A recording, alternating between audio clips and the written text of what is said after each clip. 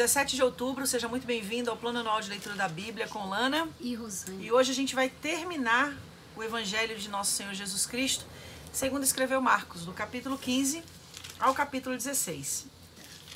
Capítulo 15, Jesus diante de Pilatos. Assim que amanheceu, os chefes dos sacerdotes se reuniram com os líderes dos judeus e com os mestres da lei, e com todo o conselho superior, e fizeram os seus planos. Eles amarraram Jesus e o levaram e entregaram a Pilatos. Pilatos perguntou: "Você é rei dos judeus?" "Quem está dizendo isso é o Senhor", respondeu Jesus. E os chefes dos sacerdotes faziam muitas acusações contra ele. Então Pilatos fez outra pergunta: "Você não vai responder? Veja quantas acusações estão fazendo contra você." Porém, Jesus não disse mais nada, e Pilatos ficou muito admirado com isso. Jesus é condenado à morte. Em toda a festa da Páscoa, o governador costumava soltar um dos presos a pedido do povo. Naquela ocasião, um homem chamado Barrabás estava preso na cadeia, junto com alguns homens que tinham matado algumas pessoas numa revolta. A multidão veio e começou a pedir que, como era o costume, Pilatos soltasse um preso.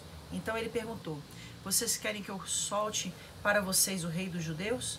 Ele sabia muito bem que os chefes dos sacerdotes tinham inveja de Jesus e que era por isso que o haviam entregado a ele. Mas os chefes dos sacerdotes atiçaram o povo para que pedisse a Pilatos que, em vez de soltar Jesus, ele soltasse Barrabás. Pilatos falou outra vez com o povo e perguntou: "O que vocês querem que eu faça com este homem que vocês chamam de rei dos judeus?" E eles gritaram: "Crucifica." "Que crime ele cometeu?" perguntou Pilatos, mas eles gritaram ainda mais alto: "Crucifica, crucifica." Então, Pilatos, querendo agradar o povo, soltou Barrabás, como eles haviam pedido. Depois mandou chicotear Jesus e o entregou para ser crucificado. Os soldados zombam de Jesus. Aí os soldados levaram Jesus para o pátio interno do palácio do governador e reuniram toda a tropa. Depois vestiram em Jesus uma capa vermelha e puseram na cabeça dele uma coroa feita de ramos cheios de espinhos e começaram a saudá-lo, dizendo: "Viva o rei dos judeus!" Batiam na cabeça dele com um bastão, cuspiam nele e se ajoelhavam, fingindo que o estavam adorando. Depois de terem caçoado dele, tiraram a capa vermelha e o vestiram com as suas próprias roupas. Em seguida, o levaram para fora a fim de o crucificarem. A crucificação de Jesus. No caminho, os soldados encontraram um homem chamado Simão, que vinha do campo para a cidade. Esse Simão, o pai de Alexandre e Rufo, era da cidade de Cirene. Os soldados obrigaram Simão a carregar a cruz de Jesus e levaram Jesus para um lugar chamado Gólgota. Gólgota quer dizer lugar da caveira. Queriam dar a ele vinho misturado com um calmante chamado mirra, mas ele não bebeu. Em seguida, os soldados o crucificaram e repartiram suas roupas entre si, tirando a sorte com dados para ver qual seria a parte de cada um. Eram 9 horas da manhã quando crucificaram Jesus. Puseram em cima da cruz uma tabuleta onde estava escrito como acusação contra ele: "O rei dos judeus." Com Jesus, crucificaram também 2 ladrões, um à sua direita e outro à sua esquerda. Assim se cumpriu o que as Escrituras Sagradas dizem: ele foi tratado como se fosse um criminoso. Os que passavam por ali caçoavam dele, balançavam a cabeça e o insultavam assim: "Ei, você que disse que era capaz de destruir o templo e tornar a construí-lo em 3 dias, pois desça da cruz e salve-se a si mesmo." Os chefes dos sacerdotes e os mestres da lei também caçoavam dele, dizendo: "Ele salvou os outros, mas não pôde salvar a si mesmo. Vamos ver o Messias, o rei de Israel, descer agora da cruz e então creremos nele." E os ladrões que foram crucificados com Jesus também o insultavam. A morte de Jesus. Ao meio-dia começou a escurecer e toda a terra ficou 3 horas na escuridão. Às 3 horas da tarde, Jesus gritou bem alto: "Eloi, Eloi, lema sabachthani." Essas palavras querem dizer: meu Deus, por que me abandonaste?" Algumas pessoas que estavam ali ouviram isso e disseram: "Escute, ele está chamando Elias." Alguém correu e molhou uma esponja em vinho comum, pôs na ponta de um bastão, deu para Jesus beber e disse: "Esperem, vamos ver se Elias vem tirá-lo da cruz." Aí Jesus deu um grito forte e morreu. Então a cortina do templo se rasgou em 2 pedaços, de cima até embaixo. O oficial do exército romano que estava em frente da cruz, vendo Jesus morrer daquele modo, disse: "De fato, este homem era o Filho de Deus." Algumas mulheres também estavam ali, olhando de longe. Entre elas estava Maria Madalena, Salomé e Maria, que era mãe de José e de Tiago, o mais moço.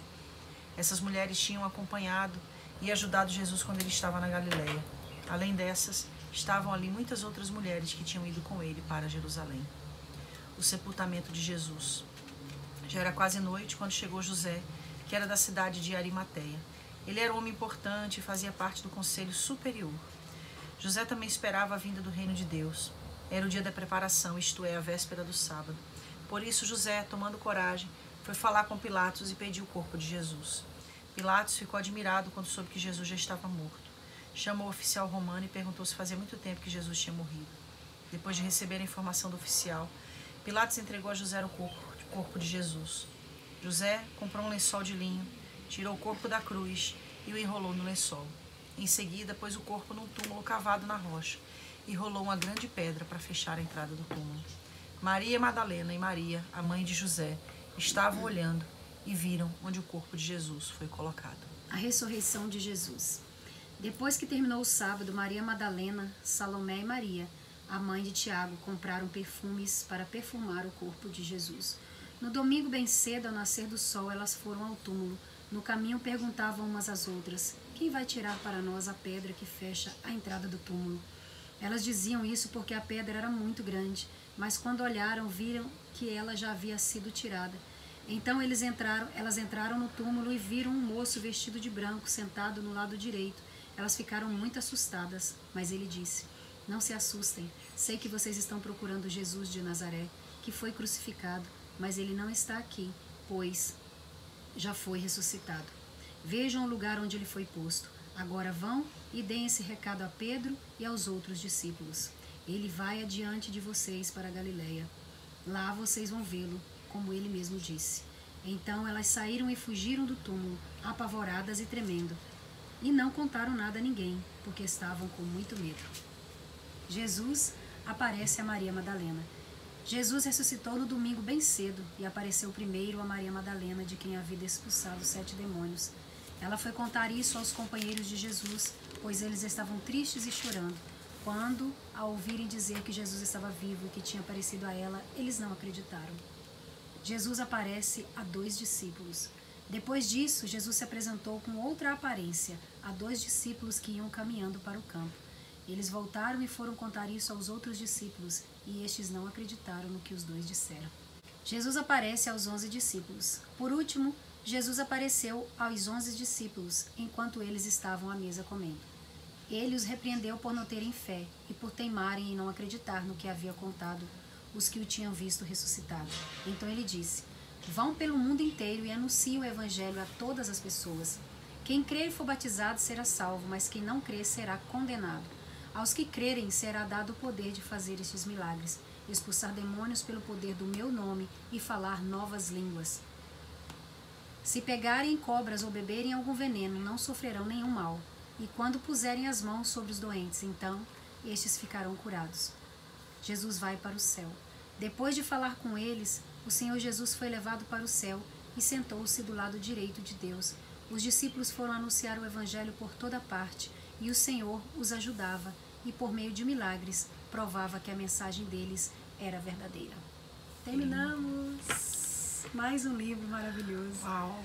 Eu não consigo enxergar um versículo mais inclusivo do que Marcos 16 e 15. Então ele disse: vão pelo mundo inteiro e anunciem o evangelho a todas as pessoas. Tem versículo mais inclusivo do que esse? Tem versículo que fale da inclusão mais do que esse? Esse versículo é mais inclusivo do que o que Pedro fala ali em Atos, né? Tenho por certo que Deus não faz acepção de pessoas. Pedro ainda achava que Deus fazia acepção, mesmo depois do Senhor ter dito para ele anunciar o evangelho a todas as pessoas. E a gente percebe como é gradativa essa queda de barreiras, né, dentro do nosso coração. Essa quebra de conceitos, de preceitos, de preconceitos, de paradigmas, de sofismas, que a gente muitas vezes constrói e acredita que Deus está por trás de cada um deles. Quando na realidade, antes mesmo de subir aos céus, Jesus diz: vão pelo mundo inteiro e anuncia o evangelho a todas as pessoas. E aí o que Jesus fala em seguida é ainda mais fantástico. Quem crê, quem crê, ou seja, qualquer um que crê e for batizado será salvo.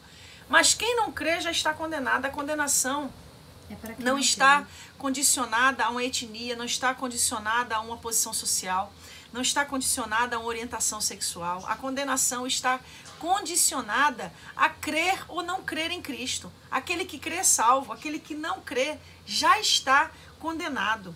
E essa é a palavra que deve reger a nossa vida, deve reger a nossa fé, fazer com que a gente compreenda e enxergue isso, principalmente dentro desse contexto de diversidade que a gente tem vivenciado, né? E cada dia uma nova diversidade é agregada, uma nova diversidade é descoberta, porque o Senhor realmente não faz acepção de pessoas. Jesus morreu por todos, João 3,16, porque Deus amou o mundo. E Ele não amou a alguns no mundo, Ele amou a todos no mundo, que deu o seu Filho unigênito para que todo aquele que nele crê não pereça. Mais uma vez aí, uma inclusão, todo aquele.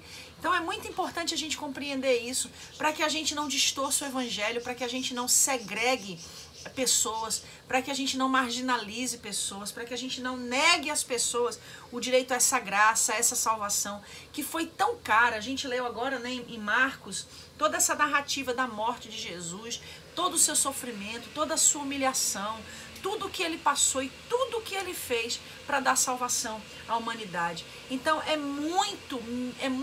uma mente muito miserável, é uma religião muito miserável essa, que exclui pessoas, que impede as pessoas de alcançarem a Cristo e serem alcançados por essa graça, né, maravilhosa, que invalida esse sacrifício. Não fica com essa palavra. Que o Senhor Jesus possa abençoar grandemente a sua vida, e que você, quando olhar para alguém, seja quem for, você não se esqueça que a ordem de Jesus é essa: quem crê e for batizado será salvo, quem não crê será condenado. E esse quem significa todos. Amém. Amém? Até amanhã, gente. Deus abençoe.